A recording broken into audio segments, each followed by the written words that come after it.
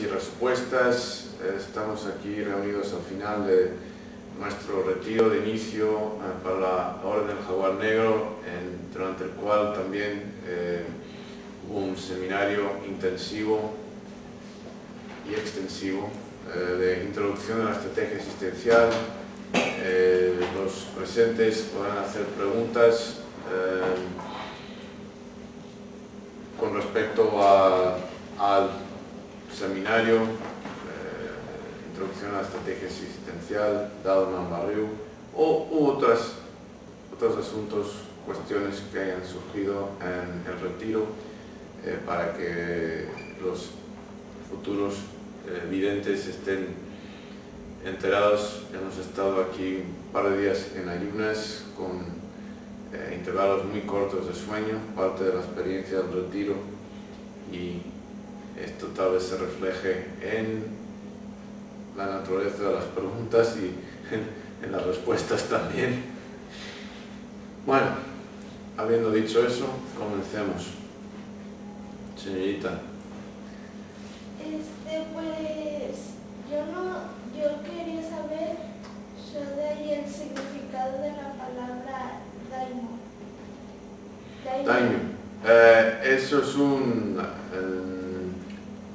señor feudal japonés, en inglés sería lord, no exactamente un rey, pero algo equivalente a tal vez un duque, conde, alguien así, o sea, que tenía una tierra propia, territorio propio y tal vez generar su propio ejército u otros ejércitos que supervisaba.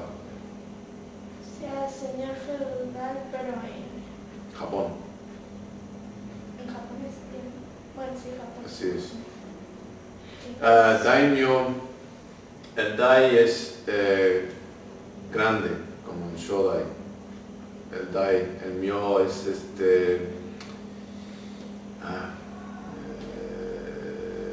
creo que es algo así como señor grande.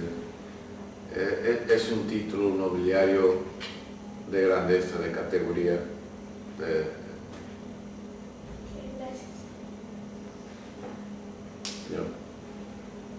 Podríamos profundizar un poquito más en el concepto de estrategia.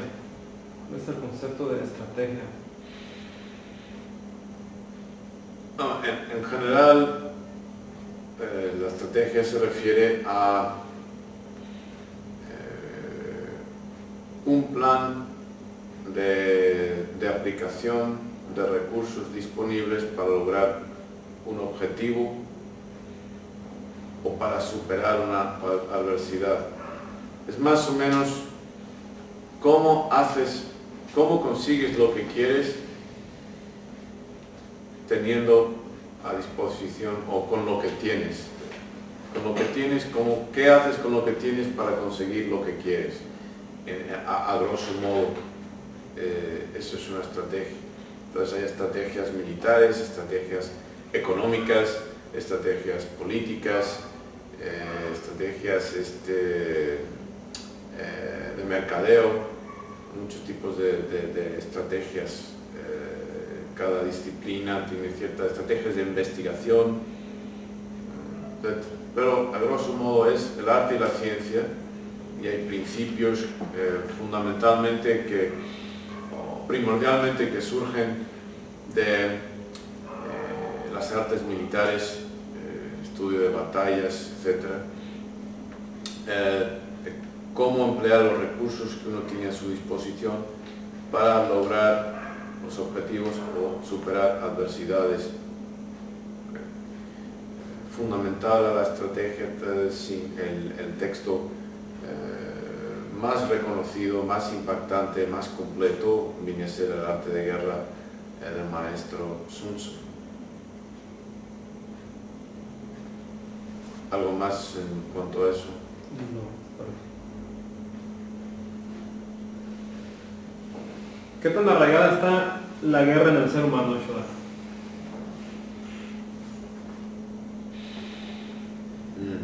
Bueno,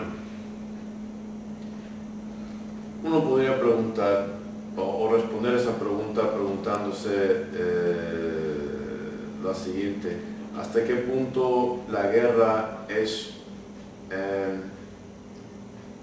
una cuestión de cultura, es decir, de aprendizaje, de convenio, o hasta qué punto es de natura, es decir, inherente a biológicamente una parte del ser humano? Hay esqueletos que datan época prehistórica, evidencia de que seres humanos habían matado a otros seres humanos simplemente por las huellas que dejaron unas puntas de lanza en huesos, etc. Entonces, la guerra desde luego es algo bastante antiguo, y aún eso mismo no es plena evidencia de que sea una manifestación biológica y no algo aprendido. Ahora, eso dicho, analicemos cuáles son los motivos fundamentales por las guerras. Pues por lo general tiene que ver con dominio de recursos limitados: tierra,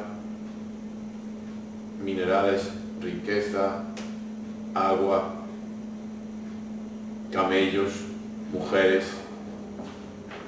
Si vamos al ejemplo mitológico, pero hasta la cara que lanzó mil barcos, la guerra de Troya, por una mujer. O sea, por recursos limitados, uno diría que pues hasta el punto en que la ambición, el egoísmo, más allá de la necesidad, es un aspecto de la naturaleza humana, podríamos decir que la guerra, por lo tanto, también lo es. Ahora, mirémoslo desde otro punto de vista. El progreso de la cultura y civilización mundial, es decir, de la historia, pues si elimináramos el efecto de la guerra, una forma de estudiar cuál es el efecto de un fenómeno es eliminarlo de un sistema en el cual se manifiesta. Por ejemplo, cuál es la función del corazón. Pues si eliminamos el corazón, pues vemos que es la persona, el efecto es que muere. ¿Por qué muere? Porque la sangre no circula. Por lo tanto, el propósito del corazón es hacer circular la sangre y es primordial en su existencia. Tiene que estar presente y funcionando en el cuerpo. Entonces, si tratamos de analizar el progreso de la cultura y civilización mundial, ausente de la historia, o sea, eliminando la historia como un factor, pues no habría mucho que estudiar. Directa o indirectamente, la guerra está tremendamente presente. Los últimos 50 años del siglo XX, casi, poco menos, 40 y algo años, el mundo se regía por el temor al enfrentamiento militar nuclear entre los Estados Unidos y la antigua Unión Soviética, lo que se vino a llamar la Guerra Fría. Guerras civiles, revoluciones. O sea, si definimos a la guerra como un enfrentamiento armado con el fin de lograr un objetivo político, social, económico, religioso, y recurriendo a la matanza de otros seres humanos, pues entonces, debido a su prevalencia en la historia, debido a su antigüedad, sería muy difícil